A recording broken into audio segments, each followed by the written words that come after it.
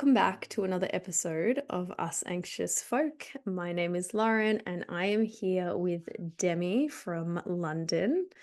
Thank you so much for being here, Demi. Welcome. We have only just started talking really, so I am brand new to you. So please share with me a little bit about who you are and your anxiety story. Okay, yeah, so I'm Demi, obviously. I currently study cybersecurity, so I'm like a student technically at the moment. I've got my exams coming up soon. Prior to that, I was a science teacher in secondary school, so I think that's like high school, I don't know, in Australia and Yep. America. Yep. Um, so teenagers, which was pretty mad. And then before that, I studied like environmental science. And I've got like a master's degree in like basically biology and conservation ecology. Um, yeah, in terms of like mental health, I've probably been on my mental health journey. I don't know, I think I first realized I had maybe not, I didn't know the name for it, but I think I had my first panic attack that I can remember when I was about 11, 12. And I'm 31 now. So it's been a little while. I've kind of got used to it, but I've picked up like many diagnoses along the way, as a lot of us have. Some of them wrong, some of them right, some of them still in progress. But yeah, I've kind of been through a journey of being like very ashamed to talk about my mental health, like a lot of people have. But I think since openly talking about it, um, it's actually helped me, and I've connected with people who understand, which is like better than sort of shallow friendships or relationships where you have to hide like an avenue of yourself.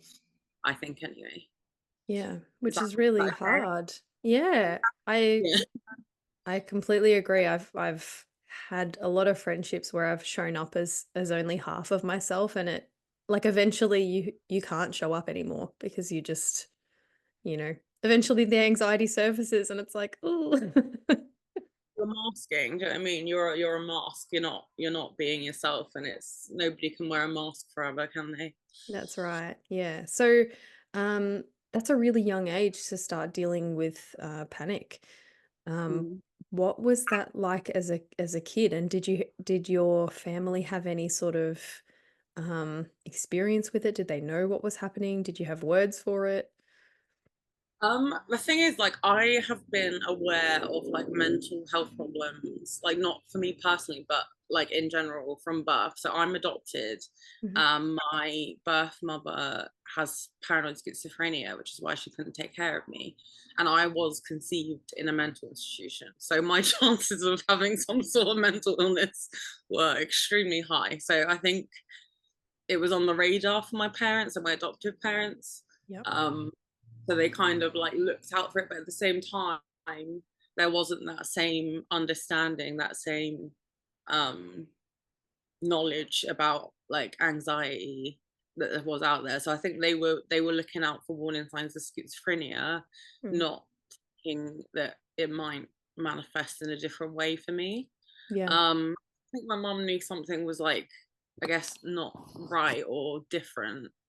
And she did accommodate it a lot. Like she stood up for me to my teachers and stuff when I couldn't like come in and do something, or if I like panicked over something. But like also at the same time, it was like very new for them because as far as I know, they don't have any diagnosed like mental. I'm sure a lot of people out there, especially for the older generation, are walking around with a lot of undiagnosed stuff. But yeah, as far as I know, like my parents haven't got any diagnosed like mental health issues, so it was like I guess like a baptism by fire for them. Mm. Mm. Yeah. And were there like, I guess if they were looking out for sort of mental health conditions, was there like a jump straight to medication or how did that journey sort of go for you? No, I think with I'm not sure really because I don't think they took me to the doctor for saying I had mental health problems. They took me for like other things. Like I used to sweat excessively, and Mm. like that was definitely anxiety. But at the time, like they thought it was like a hormone thing or whatever. Yeah. So there was all these problems, and doctors didn't really pick up that it was anxiety or anything. Um, but once I think I didn't really get formally diagnosed till I was in my 20s. Mhm. So a lot of years dealing with it. But sorry, I've forgotten the question now. I was just like, No, no, what? that's all right. I do that as well. I'm like, wait, what are we talking about again?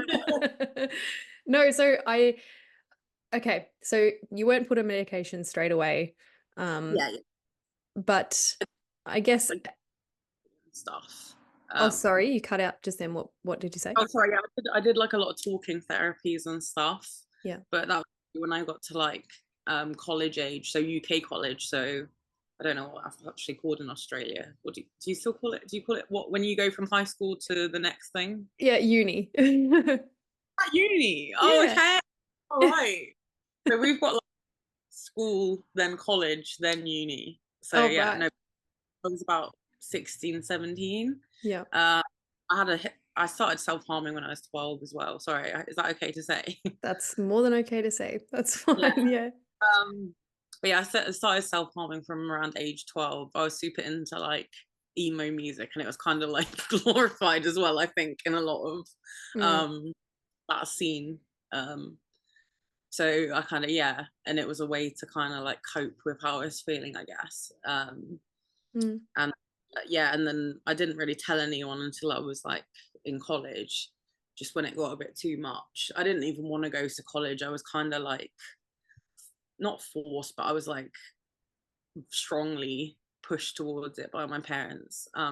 well, mostly my mum. And I just had an awful time, honestly, because I didn't want to be there. So there was no point me being there, and my mental health issues got a lot more kind of pronounced in a lot of ways, to the point that I was then just had a massive burnout after our like first round of exams, which are a Mm, massive trigger for me and a lot of people with anxieties. It is. Um, so yeah, and then I had talking therapy, but like looking back on it, it wasn't great. It was like counseling, and like counseling is fine, like, but it's not. You don't need like a degree in psychology or like a very advanced knowledge of mental health conditions to do it. So the kind of advice that the woman gave me was like, when I look back on it as an adult, it was not great. um, but I guess that was my first foray into like actually getting treatment for something. mm. um and then I've had like many different forms of therapy over the years, like CBT, DBT, All the like BTs. teas, yeah, group, you know, and yeah, I've when I had I'm literally just such a like collection of mental health issues, but I had quite bad PTSD from a sexual assault when I was like in my early 20s, Wow. and I went to therapy specifically for that. Mhm, And the like advice and the kind of like activities that my therapist, she was like a sort of like older like female, and she was really like soft and like comforting, and like the activities she got me to do, I still to this day like call upon them sometimes if I'm having a particularly like harsh day where I'm like being harsh on myself or whatever. mm. And what kind of activities have helped you the most with that? So there is one which might help people who have been through similar experiences, which I know a lot of women have, unfortunately, and men, but I mean, it's very pronounced with women, I think, Mm, unfortunately, in the UK anyway. I don't know about Australia, but I'm guessing it's yeah. similar. Yeah. Yeah. um, but she got me to draw like a circle, and it was like a pie chart basically. And like she told me to like divide the pie chart into the like level of responsibility, what happened that night or whatever, into what was my responsibility and what was his responsibility. Mhm, And once I'd like done that, I realized I was like putting a lot of responsibility and blame on myself, like we are taught to do, unfortunately, as women. Like, well, Yeah. what was I like? What, well, maybe he got the wrong idea, but it's like if you don't want something to happen and you're very clearly saying you don't want something to happen, like that is not on you. So that was a really helpful one for me. Mm. And just in on yourself as well, which you can do, like, even if you haven't been sexually assaulted, but just like looking at your emotions, like trying to look at them as objectively as you can, and like writing your feelings down and like reshaping thoughts to like not be negative, because I think a lot of people, including myself, have a tendency to be negative about themselves. So Mm. you just got to like talk to yourself as you would do a friend, and you know try and focus on the positives and reshape your thoughts so it's not clouding you. Does Yeah. that make sense? Yeah. I think there's a lot to be said for like writing down the thoughts and really being aware of what those are. And I think we take that for granted because it's like, I know what my thoughts are, I'm thinking them all the time. But I think you get so wrapped up in them that you can't be objective when you're thinking them. Whereas when you have it in front of you, and even with the pie chart as well, like if you can see it in front of you and go, okay, here is objectively what's true and what's not, it makes such a huge difference than to just it running around in your head. I completely agree. Yeah. So, okay, it sounds like you've been through a lot, um, to say the least. Mm, I'm interested to know how your anxiety has manifested over the years. I know you said, a lot of sweating and things like that, uh, mm. in I guess your teen years, but uh, yeah, like what did it look like back then, and what does it mostly look like for you now in terms of anxiety? Yeah, it's changed. So yeah, when I was younger, I guess I didn't really know what it was. So it was a lot of like avoidance. I didn't actually used to get panic attacks that often. I think because I used to just avoid anything that made me, I guess, likely to feel overwhelmed or whatever. Um, so yeah, so back then when I was a kid, it was like a lot of avoidance, a lot of seeking out solitude, because I just didn't want to have any stimulus, I guess, that could cause me to lose control, or how you feel when you have a panic attack. You just, I don't know, again, you internalize it and Mm, blame yourself for it sometimes, I think. um and then yeah, as I've got older, so like I guess you get more and more obligations and responsibilities as you get older. So I had a lot of anxiety, like for example in like university, um because exams really really really trigger me. Like mm, just anything where it's all pressure on like like one thing, and then it can change the course of anything. I mean, I'm not a fan of exams. I think it's actually like quite ableist for like exams to be such a big part of the educational system in this country. I think like coursework options should be available for people with like neurodivergence and stuff, mm, and like obviously any anxiety disorders and stuff. So yeah, it manifested a lot of that. Yeah, in social situations, I'd often have a panic attack before or after. yeah. Um, yeah, it's just, yeah, I think I practiced like a lot of avoidance. Now, yeah, now I don't, because I'm so used to it, and like I kind of know myself a lot better, and I've done like a lot of like, I guess, thinking and analyzing my like patterns and stuff. It kind of, yeah, it can manifest as a kind of like, I guess, an emotional overwhelm now. Like I Mm, know when I'm feeling like things are making me anxious, and I, yeah, I guess I kind of like go, okay, this is time to like just do what you need to do for you.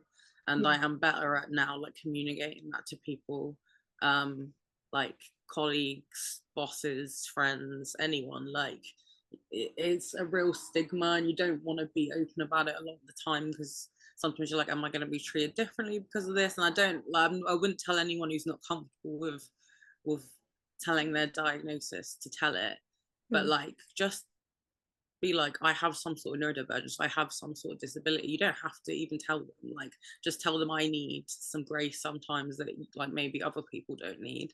And Mm. that's really helped me. So like it's just, I think it's easier to avoid triggers now I'm older because I know what they are. Whereas when you're a kid, it's like you're being thrown into the world and everything's new and you Yeah. don't even know what's going to trigger you. Like sometimes I Yeah. found anyway, I don't know what your experience was. Yeah. I mean, I didn't start dealing with anxiety until my mid-20s. But certainly like I've had mental health issues for most of my life. Um, Yeah.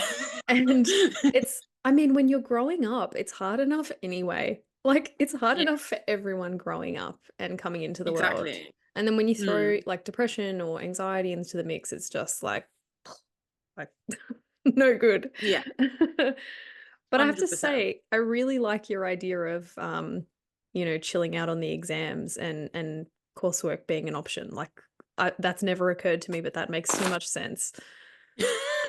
Yeah, well, I did. So like I went to college like, and it was exam based. Like, so we have like A levels in Yeah. this country. Like, so it is all like based on exams at the end of the year. So I think you get like mock ones in your first year, and then Mm. your second year it's like, okay, if you don't do well this one day, then everything you've worked towards like has meant nothing basically, Yeah, your and you'll future's have to done. retake.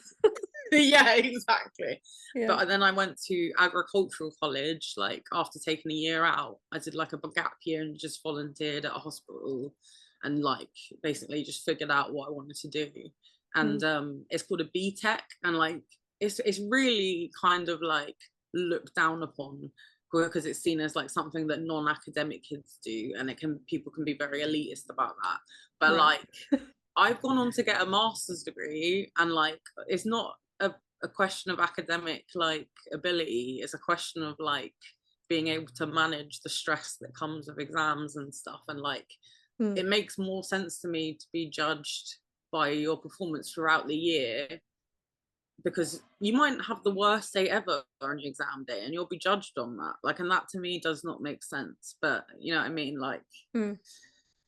I suppose there's a case to be made for both, but yeah, I'm very, and being a teacher for a long time as well, I saw the effects that exams had on children, and it's like I just don't think they need that. As you said, like growing up is hard enough as it is. Like, do you Mm. need that extra stress then? Like, definitely not. Like, Yeah. you've got Yeah. hormones raging, you don't know who you are yet, you're figuring everything out. Like, you don't need that, but you know, that's just me.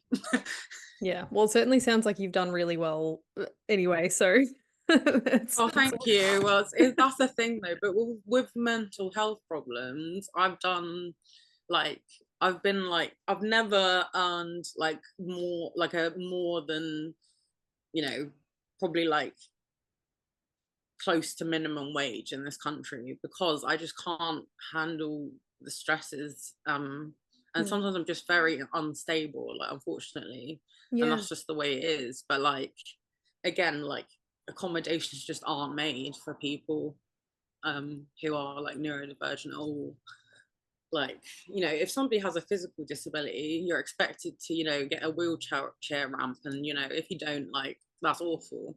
But Mm. somebody with some sort of like mental sort of, I don't want to even say disorder because I don't really like that word, but any sort of neurodivergence, as I said, like it people just act like making accommodations for it is crazy, and it's like Mm. so many people are neurodivergent, like Yeah. but yeah. I it's an important conversation to have because there's so many like I find that in a lot of the places I've worked, there's accommodations that can be made if you are really severely impacted by disability, whether it's mental, Mm, physical, whatever. But mm, like, I like the words you've chosen where you said, I need to be given a bit of grace. I mm, definitely feel the same. Like some mornings are difficult for me and I'm gonna be a little bit mm. late. And it'll be like 2 minutes late, but I will be stressing over it. And Yeah.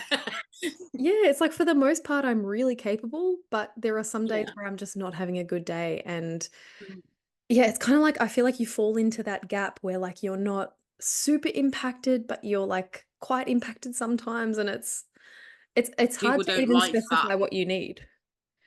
Yeah, people don't like that middle bit, do they? Yeah. They want you to either be like super, like so disabled they can see it Yes. coming a mile off, or like not Yes. at all. And like Yes. the middle ground, they're like, oh, don't know how to deal with this. Like, are you sure Yeah, you're don't not know just what you being need. dramatic? Yeah. Yeah, exactly. Like, so Oh, it's so yeah. I true. did have some very good bosses. Like I had a very good boss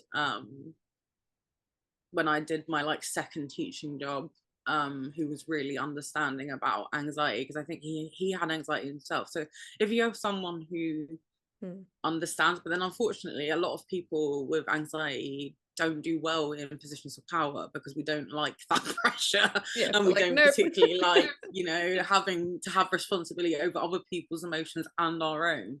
Yeah. So like that can be quite rare. So you know. Mm.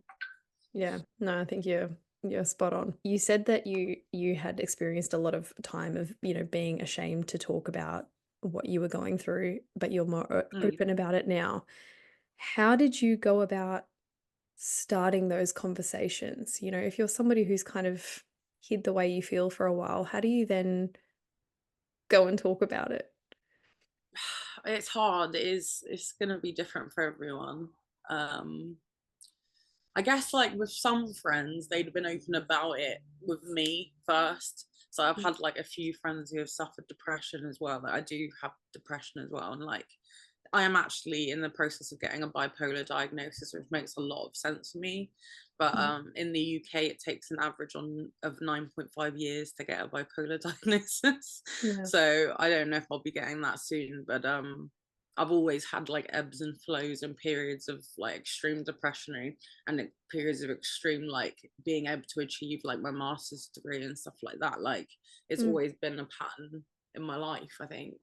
Um, but yeah, so there were a few friends who, if they were open with me first, like it was easier because it was just like, hey, you were like telling me about that. Like, I also feel like that. But the ones who I guess haven't opened up about it, like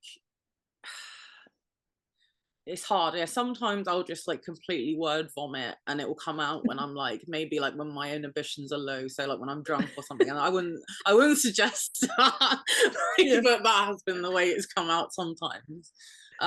But like with I guess my parents and stuff, I've just kind of had to like sit down in a safe environment, like get get a coffee and like a panini or whatever, and just kind of Just say, therapy like this. panini.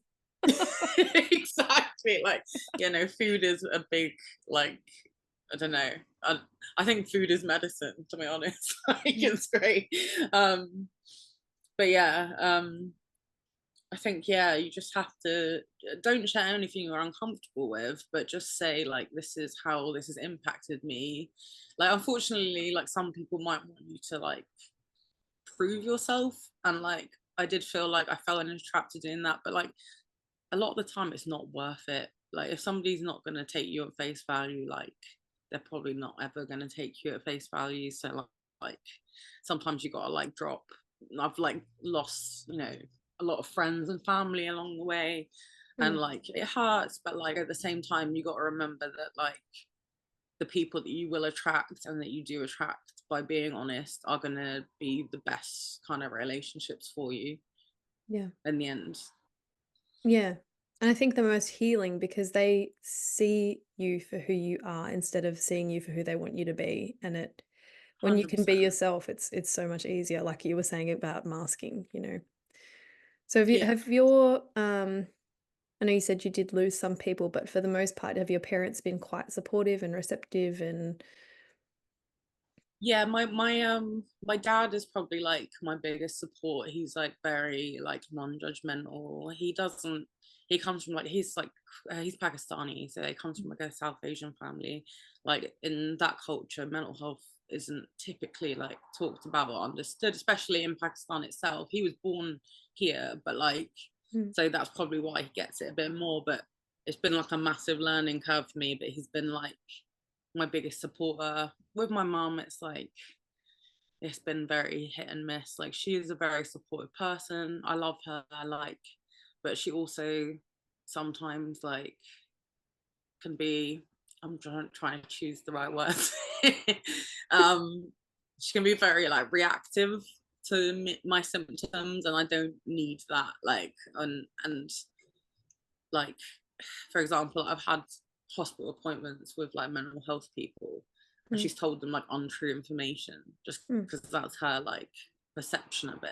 mm. And then it's like I've now got to undo all this, and like it's so hard to get a mental health diagnosis. It is like you have to be as truthful as possible, or else they will use that against you. Like, this is we've unfortunately in the UK, like, we were under like a conservative government for like 14 years, I think.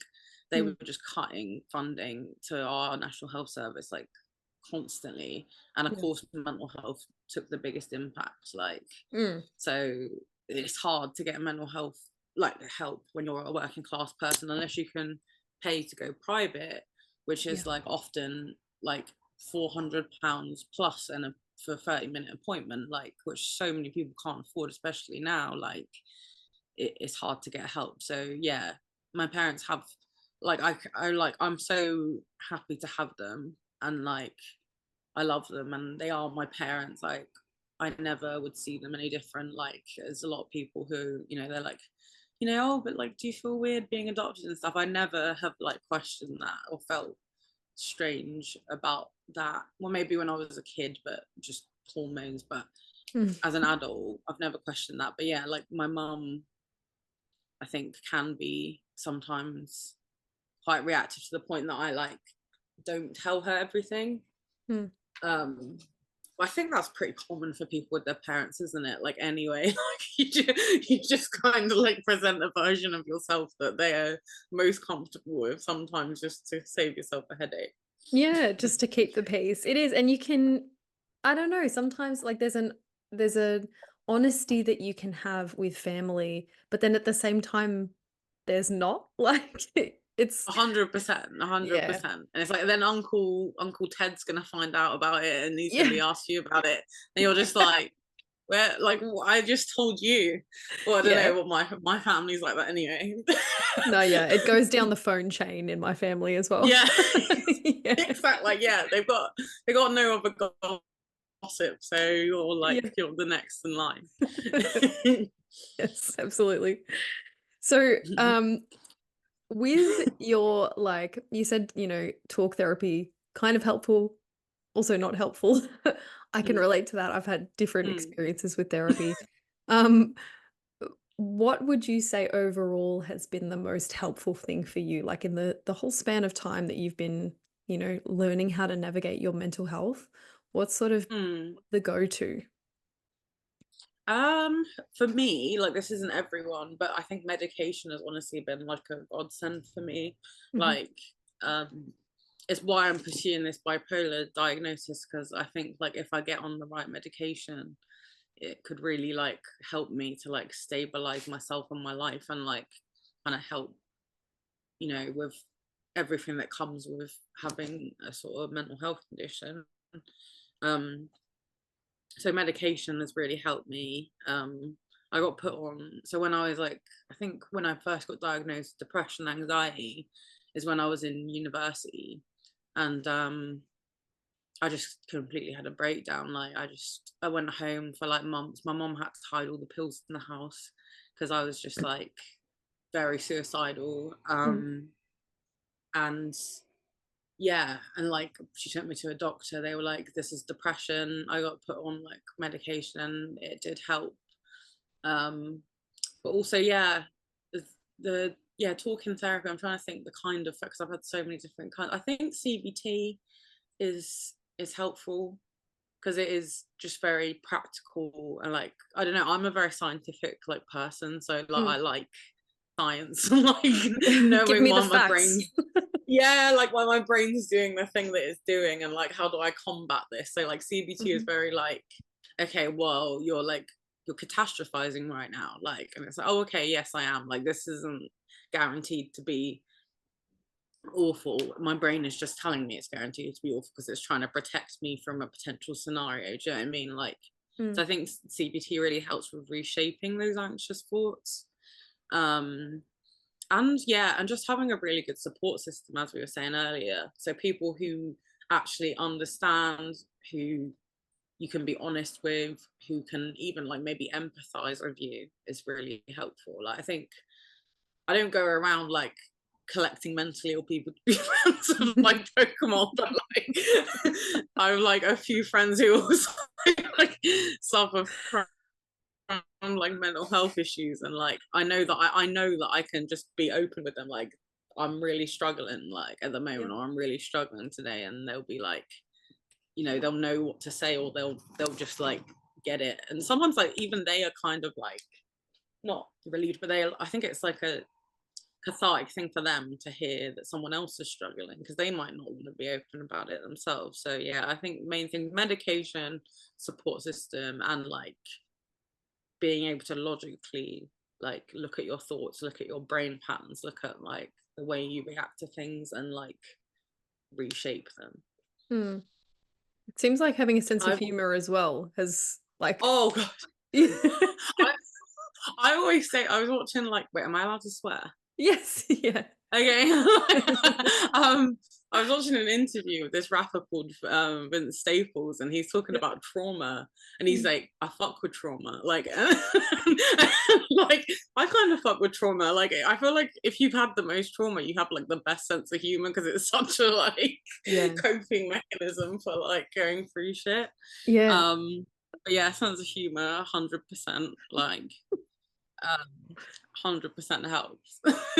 I'm the same, and I'm always giggling when I'm talking about something serious, and then I'm like, shit, people are gonna think that I'm being really insensitive, but it's just, I don't know if it's like a cope laugh thing that I do, or if it's just yeah, I don't know. Sometimes it's like nervous laughter as well, isn't it? I Yeah, don't know. For a bit of me, like, both. yeah, like I could be like, I don't know how people are gonna react to this. I'm like gonna laugh, and like Yeah. people are like, why are you laughing? I'm like, I don't know. Like, Yeah.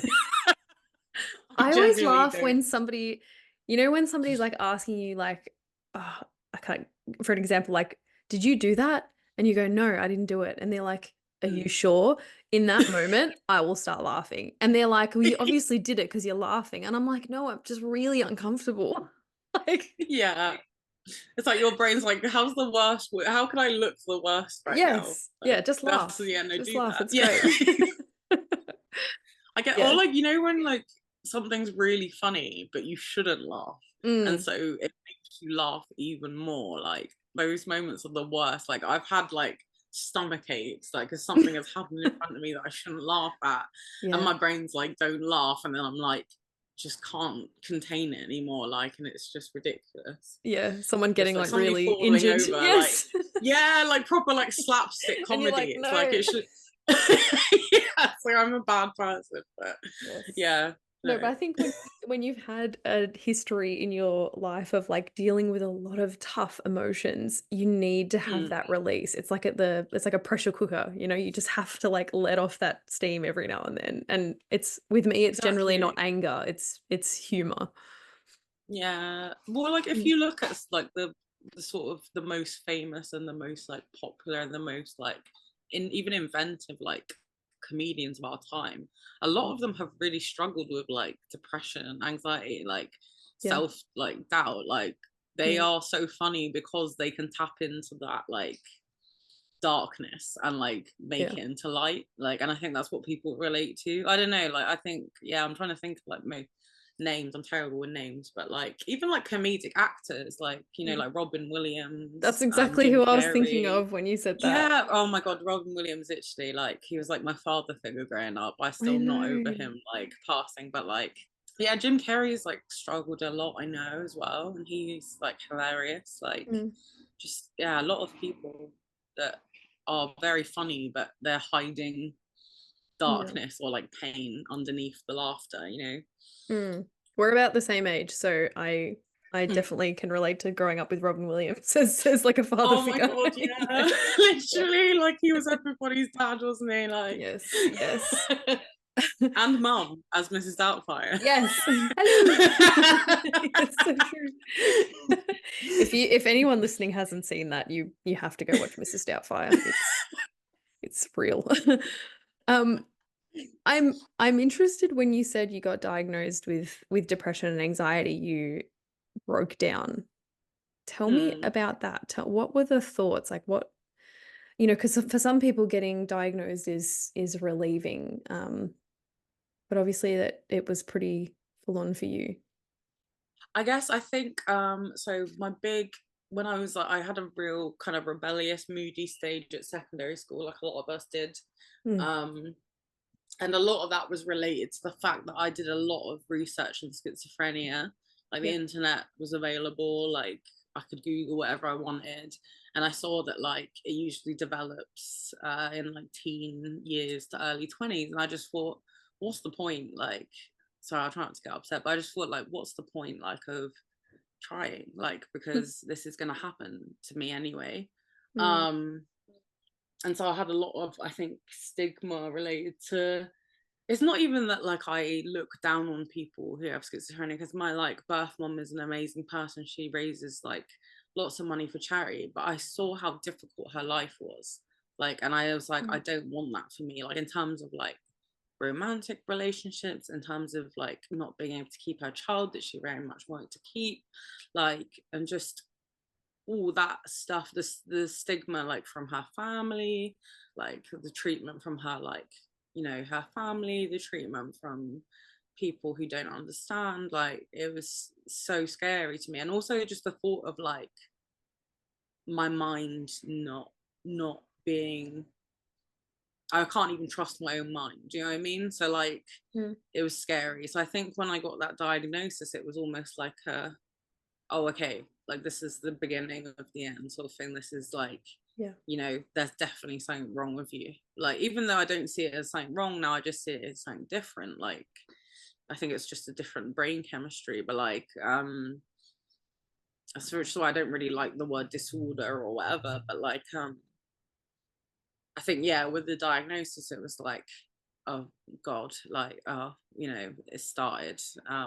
Mm, And now, like, I've really turned a corner, like, as an adult, like where I'm like chasing diagnoses now because I realize like it can actually really help to label yourself. Because as someone again who likes science and logic, like having a list of like symptoms and a list of patterns and a list of like coping strategies and medications is really like helpful for me to go, okay, like this is how I do it. And it's like, yeah, we should treat mental health like we should a physical injury. It's not a weakness, it's just a temporary hurdle.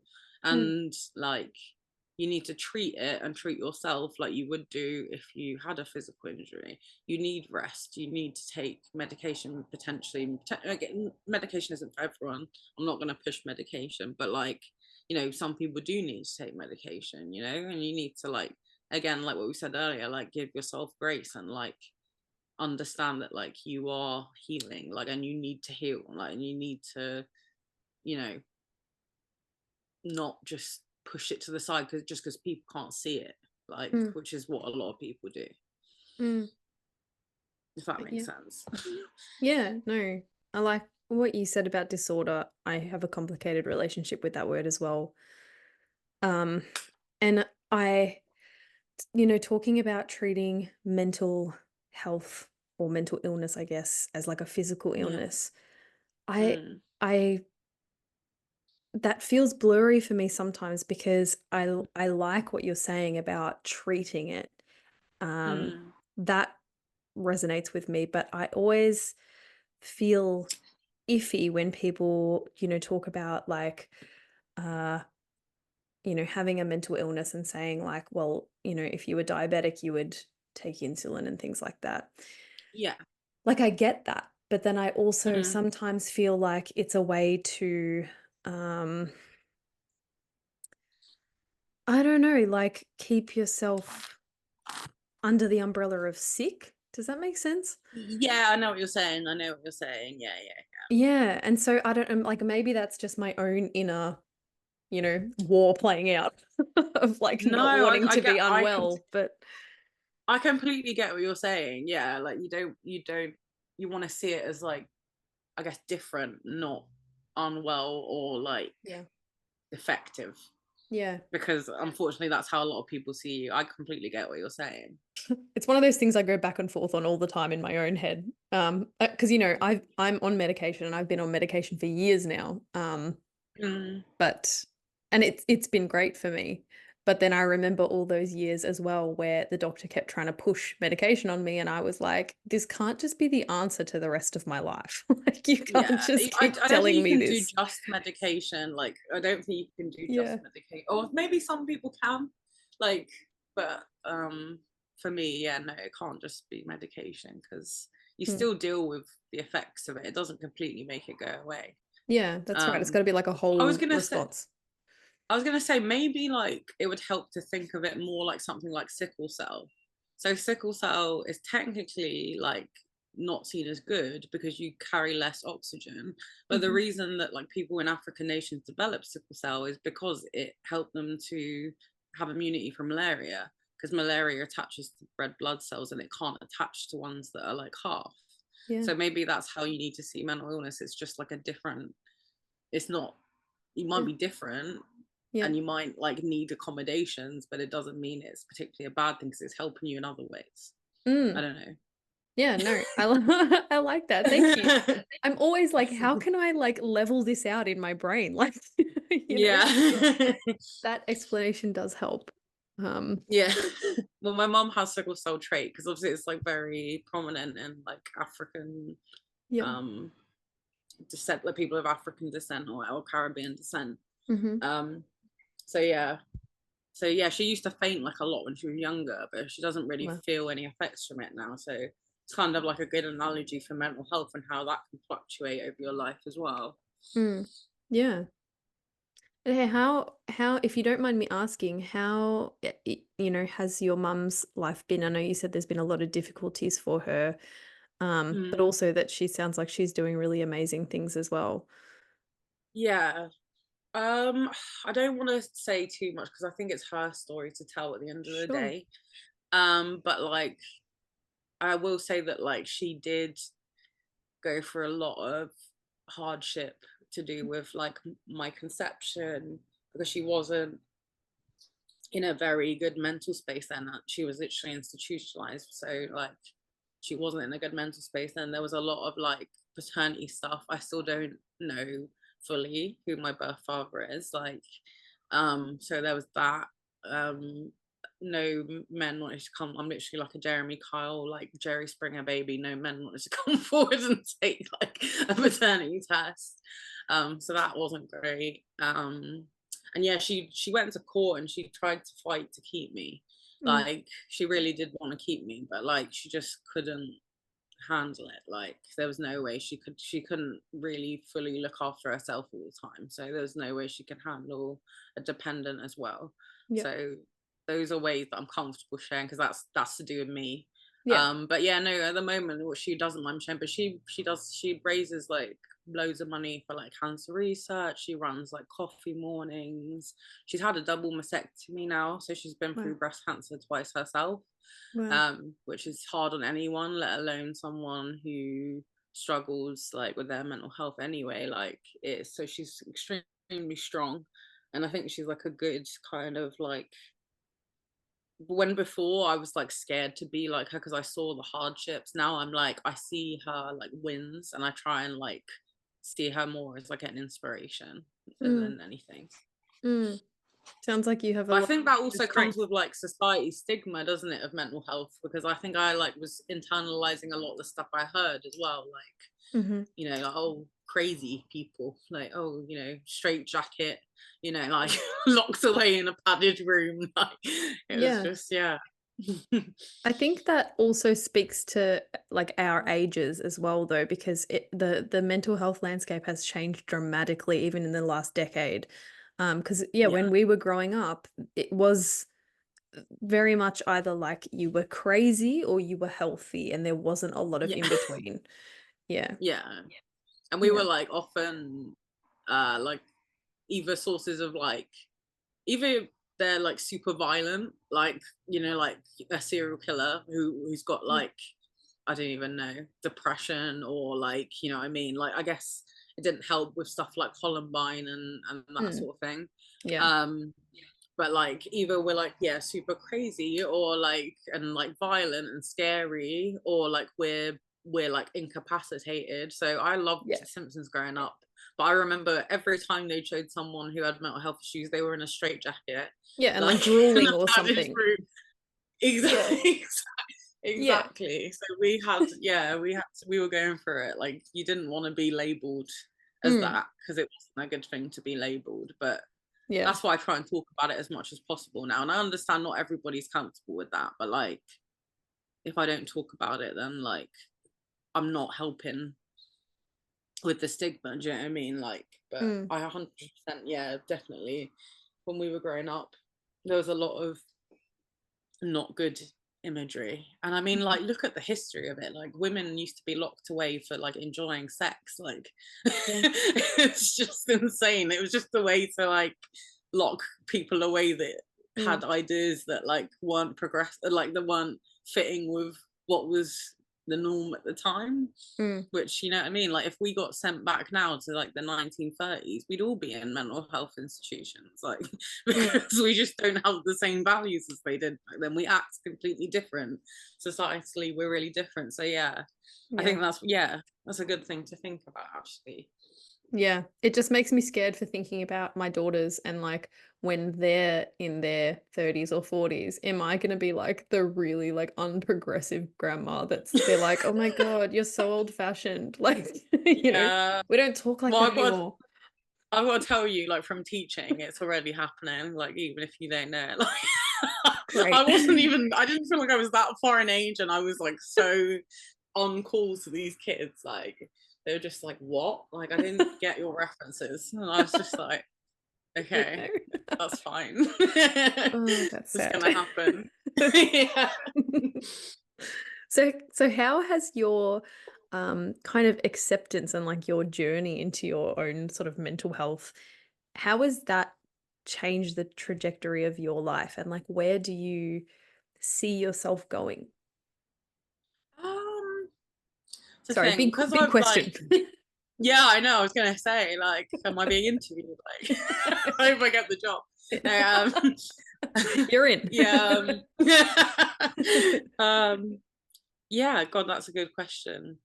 It's hard. Again, I'll try not to get emotional. I mean, I will get emotional if I need to, but like, I don't like it. Um, again, that's like something I need to like work through myself. But like, I recently got out of like a relationship, like a romantic. I say romantic, but it wasn't very romantic a lot of the time. But it was very abusive. So I was with this person for like 4 years, and they kind of sold me the fantasy of like marriage and like looking after me, and like to be honest, like I was like when I first met, I was earning more money than them, and like I had like a higher level of education. So I think that maybe they thought that that would have been stable, and it wasn't. I then had to take a year off, like for my mental health, just Mhm. because I just burned out completely after trying to like keep it up for so long. And I'm glad I did it. Do you know what I mean? Like I don't feel ashamed about it anymore. Mm. Um, but it's I'm still working through um I'm still working through, I guess, like that image being shattered. Like I wanted to have like I wanted to have like biological children, but I just worry about like being able to be a parent and like potentially passing on anything to them that like they'll then like resent me for later. So at the moment I've got like 3 pets and I'm pretty happy with that. So um I'm trying to kind of like put my like maternal instincts towards like loving my family, loving my friends, loving my pets, like helping wildlife and stuff. But yeah, I don't know like what my future holds in terms of that, but like I have like a lot of healing to do before I like approach that anyway. But in terms of my career, like I'm studying like IT because it allows me to work remotely. which is really helpful for someone whose mental health is unstable. I've been doing like solo traveling, so I went to Belfast on my own. I think at the beginning of this year, and I'm going to Canada on my own, which is probably the furthest I've ever flown on my own. Wow. Next month. So I'm just trying to like live my dreams and like explore new places and not put pressure on myself in Mhm. terms of like, I think being a woman, like you're expected to be everything. But have you seen the Barbie movie? I loved it. I was shocked that I loved it, but I did. I cried my eyes out. And I've seen it again and I cried again. But it's so true what they said about like being a woman. You're supposed to be like a million things at once. Often things like contradict like each other. Like Yeah. you're supposed to be virginal, but you got to be a sex kitten at the same time. But you got to be a mother, but you got to be a businesswoman. But you got, you know what I mean? It's like, I think I fell into that trap for a long time. But I'm trying to just like be authentic and like be myself and like coming out of like an abusive relationship as well, like it's flipping hard, like because a lot of people don't believe you, and like as someone who's very honest and very straight up, like it did hurt, like it did hurt. Like I think it helps having the experience of having mental health issues because I kind of not used to, but like I know about like people discarding you or like not wanting to handle you or like you being too much for them. Do you know what I mean? Mm. So that kind of helps like with the like people who have just kind of like just not been there for me, and I just try and see it as like the trash taking itself out in the Yeah. like not in like a horrible way, but like that's just how my brain like compartmentalizes it. It's like, well, okay, they're not for you. If they Yeah. can't be there for you now, like they weren't going to be there for you ever.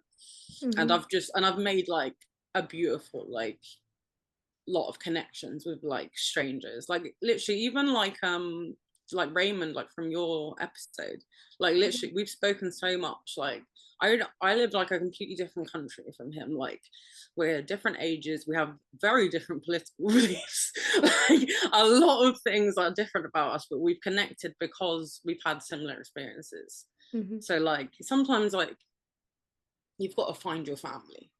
A Mhm. lot of people do, you know what I mean? Yeah. So yeah, that's where I'm at now.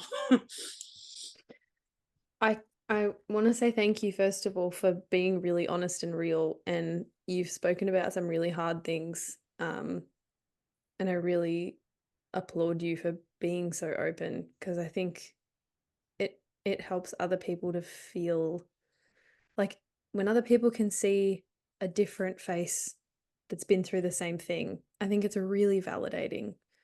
Um, and also just your strength is really phenomenal.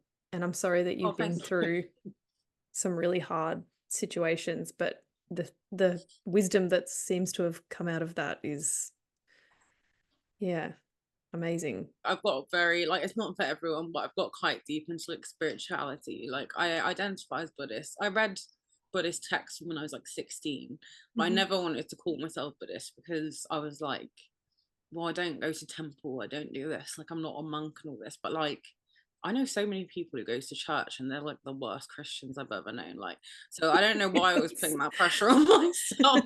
Somebody was like, sitting in a church doesn't make you Christian any more than sitting in a garage makes you a car. And I was like, that's so true, actually. Like, Yeah. so I've like got a Buddhist temple near me, and I meditate daily. I don't want people to think I've literally like always been this wise, because it's taken a lot of like self-reflection, reflection in general, and like just sitting in the silence and seeing what comes from you in the silence. And that can be like some of the hardest things to do, Mm. especially if you are someone who's prone to anxiety, because then all Yeah. the bad thoughts come. Yeah. But if you can sit with them and if you can rationalize them, like then you can turn them into something else. You know what I mean? Mhm. Yeah. I 100% agree. I am dying to know about Canada. tell me, what's the plan? I love that you're traveling by yourself. It's been my dream since I was a little girl. Since so I've always loved bears, and I've always wanted to see bears in the wild. So I'm mostly going for that. So I'm going for a week because it's a very long flight, Yeah. and Yep. staying in the hostel. Um, just because for like safety reasons, and I could potentially meet other travelers and stuff. I've only booked like things for 2 days. Mhm. So I've got like a walking tour, which includes like seeing grizzly bears. Oh, And I've got like a pub crawl that I'm going awesome. on, which might not be a great idea, but like we'll see. But yeah, I'm just excited to be somewhere else, and I'll be honest, like the UK is not a great place to be right now, Mhm. especially if you're a woman, especially if you're a person of color, because Mhm. there's a lot of transphobic attacks happening on like brown women. There's a lot of racist attacks happening on brown people in general. There's a Mm. lot of like just stirring up of hatred, and it's like I don't feel safe a lot of the time. It's been quite scary. So I'm looking to move somewhere, so I might potentially even move to Canada if like I like it enough. So I'm just traveling and like going with the flow for once. That's amazing, and I know that there's gonna be someone listening that that idea lights them up, but they're thinking, "How? How are you gonna Mm. do that?" Like, anxiety-wise, like, what are you telling yourself about heading on that experience? That's why like I wanted to talk to you as well, because like hearing Raymond's episode like really helped me when I was going through a really dark time. So like I hope that somebody listens to this and like anything, like any part of what I said, like resonates with them and helps them, because ultimately that's like what we have to do as like neurodivergent people, is help each other because unfortunately society doesn't always want to do that. Yes, yes, yeah, I don't it's want to true. sound like the Joker, like we live in a society, but like No, but it's true. And it mm, yeah. So so what would your advice be? Like, if you could mhm. sort of like, you've dropped a lot of gems on this episode already, but if you could consolidate and just pick one solid piece of advice, what would it be? I guess the main bit of advice is get to know yourself. Like you might think you know yourself because you're with you every day, but like a lot of people don't know themselves. Like they don't, like they think they do, but at the end of the day they're doing things that don't really sit right with them. They're in relationships that don't serve them. They're like I've been there, do you know what I mean? I was in a relationship that didn't serve me for a very long time, because it was like I thought it was better than being alone, because I was like I need someone. Like I can't, someone like me can't be on my own. Like this is crazy. Like again crazy, but like yeah, like this, I need to have someone here. But like since being on my own, I've just like my life has got better and better. So like just like date yourself, like get to know yourself, like take yourself out for a glass of wine on your own. Like don't be afraid to be alone. I feel like we're a very social species, like humans, and like that's great. Like so like socializing has helped us, create amazing art, amazing, you know, loads of things. But like at the same time, the best art and the best like the most wise words come from people who have sat with themselves and have sat in the silence. So I would say like yeah, my main bit of advice is just get to know yourself. Like just date yourself, court yourself for a bit and see what happens. Like Mhm. if you realize like, oh, maybe there's something I want to be doing that I haven't done before. Like maybe this person who I've been spending all this time with isn't actually like the person holding me up. Maybe I'm the one holding me up, because usually like you are the longest relationship you're ever going to have in your Yeah. life. Like so you need to like yourself. You need to know yourself. Mhm. um and like I think as women as well, it's particularly we feel the need to nurture like our partners, and I did that a lot. But like I wasn't nurturing myself, I was nurturing them, but I wasn't mothering myself. So like, you know what I mean, like nurture yourself, just be kind to yourself, get to know yourself, and it really does help with like everything. And okay, I don't usually ask a follow-up question to that, but I have to Yeah. ask this of you because I just Yeah. yeah, I feel like your answer is God. gonna be great. if you are trying to get to know yourself and you're not sure that you like yourself yet, how would you say you get to that place of self-acceptance? I think like self-hatred is very taught. Like we are kind of taught to always criticize ourselves, especially as people with like anxiety. That's the voice in your head, isn't it? Like, oh, you were this, you were that, you were too this, you were too that. Like, why did you do that? Like, that's like, well, anyway, that was the little voice. It's a bit like, I don't know if you've seen BoJack Horseman. No, no, that's a cartoon, but like a Yeah, it looks adult really cartoon? stupid because it's like a talking horse, but it Yeah. has like some of the best portrayals of mental illness I've ever seen. And there's Okay, one I have to watch episode it. where it's his inner monologue, and this is like a middle-aged, like famous celebrity actor, and it's just him like basically calling himself a piece of shit like the whole time. And I Yeah. think that's a lot of people with anxiety. So I Mm. get what you're saying about not liking yourself, but like just try and focus on the positives because there's always going to be negatives. No one is perfect. Like, do you know what I mean? No one in this world is perfect.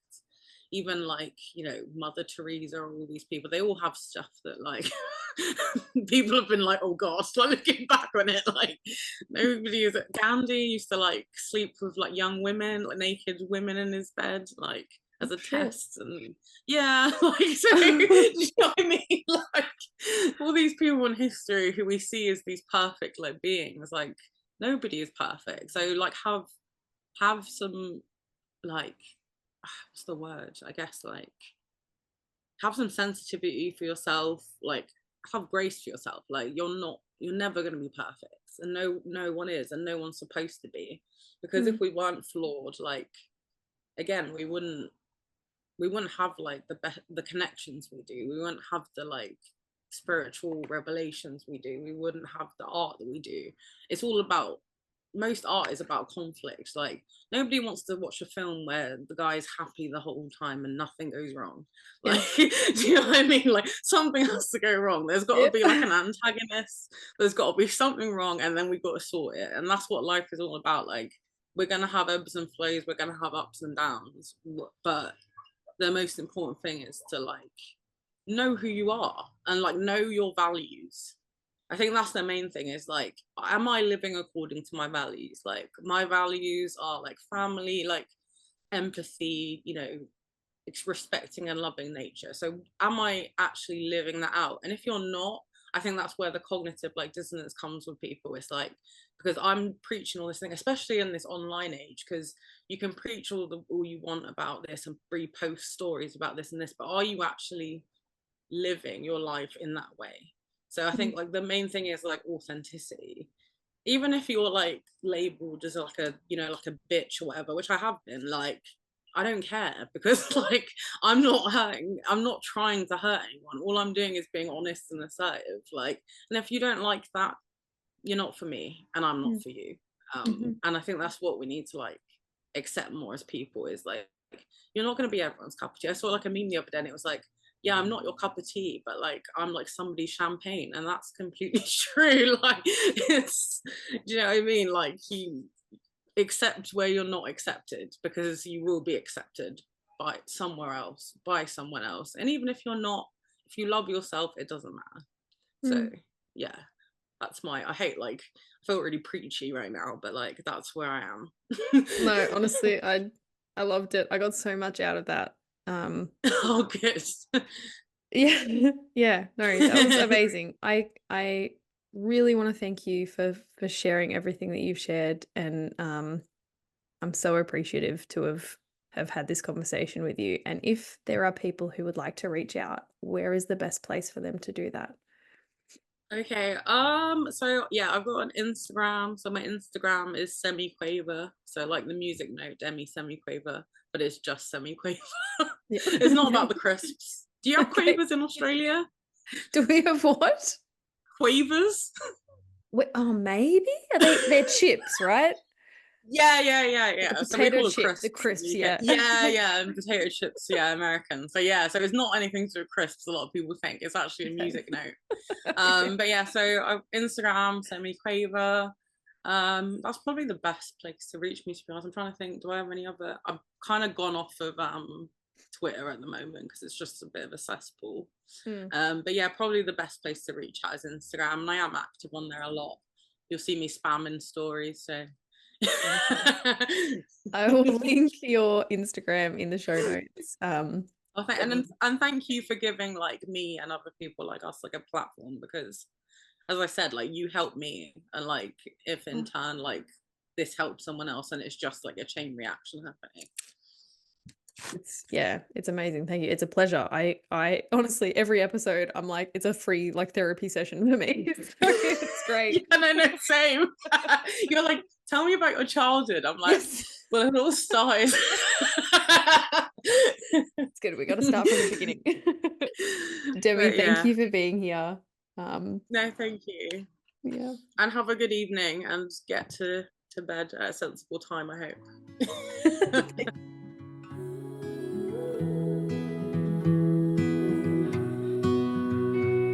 Thank you for listening to the Us Anxious Folk podcast, the podcast for the chronically overwhelmed, perpetually panicked, anxious folk in all of us. If you would like to find more about me, you can find me on YouTube at Lauren Rose or on Instagram at Lauren R_Rose.